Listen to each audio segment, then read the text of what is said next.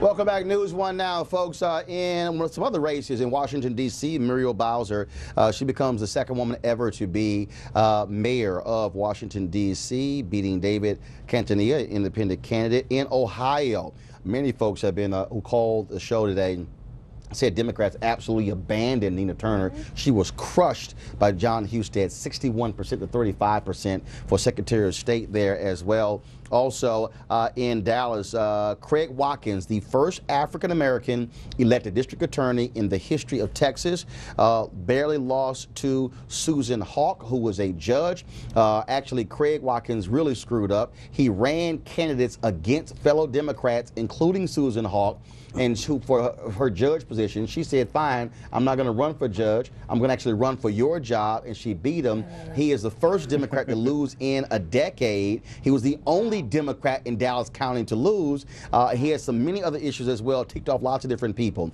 Also, Shelley, go to my iPad, please. This is Congressman Stephen Horsford right here. He will not be returning to Congress. He lost his race in Nevada. These are the election results right here. He lost by about 4,000 or so votes in that particular state, 48.53% to 45.75%. And so the Congressional Black Caucus loses one of their members in Congressman Stephen Horsford. Also, huge historic wins. Mia Love wins in Utah, becoming the first African-American woman Republican elected to Congress. And of course, as we mentioned earlier, Tim Scott was elected senator in South Carolina, African-American there as well. And so I want to come back to our panel. When you talk about these various elections, what really boils down to is, all right, what happens now? In 2012, Republicans lost big to President Barack Obama. They went through this big autopsy. I wrote a column, I was at the time with CNN.com. I said, this is the stupidest conversation I've ever seen, because if you look at the map, right. I said, forget the national election, but if you look at the map in terms of state legislatures, in terms of governor's mansions and all those positions, I said Republicans are winning left and right. I said, I understand you got to make some changes. I said, but look at the map. We saw it last night. The map says something different. There's a different thing going on between national elections, such as the presidential election, and what is happening with these U.S. Senate, congressional, gubernatorial races, Tara.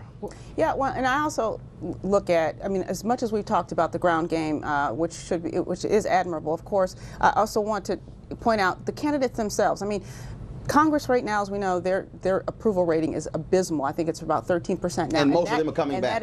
And that's reflective in what happened last night. But I also want to give some credit, of course, to these candidates who, if you look at the candidates, the caliber of candidates, whether you're talking about a Tom Cotton in Arkansas or a Joni Ernst in Iowa or a Tim Scott, these are your outside the beltway kind of candidates. They ran campaigns based on the issues that are impacting their communities, that are directly speaking to the voters, and that are directly speaking to what the voters care about, which is economic, and which is also healthcare. It is certainly reflective of what the dissatisfaction with Washington and getting the same old out of Washington. Lauren, then Jason. To Roland's point, the investment is not being made by the Democratic Party on these state races. The Republicans. Howard Dean somewhere right now saying, how many times did I tell y'all 50 state strategy? Ed Gillespie, when he led the state, when he led the Republicans on the state level, Ed Gillespie invested $50 million in the state strategy. That's how the Republicans won in 2010. That's how they redrew the map.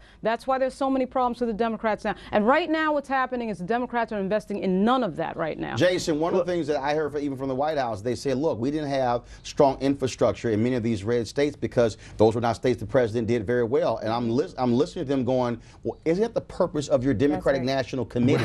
And also, if you knew in 12 you were not investing money and resources in Arkansas, in Louisiana, in some of these states, don't you think over a 2-year period you invest them? Go right ahead, Jason. Yeah, it's this crazy idea that you're actually supposed to keep trying to win as opposed to just sitting back and being happy with what you accomplish.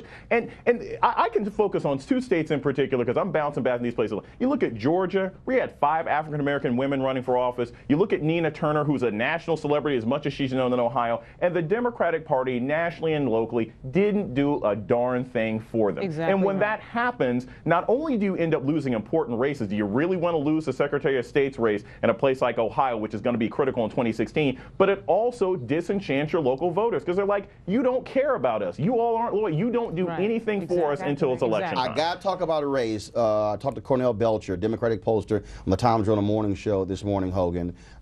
Democrats lost the white vote 22 points.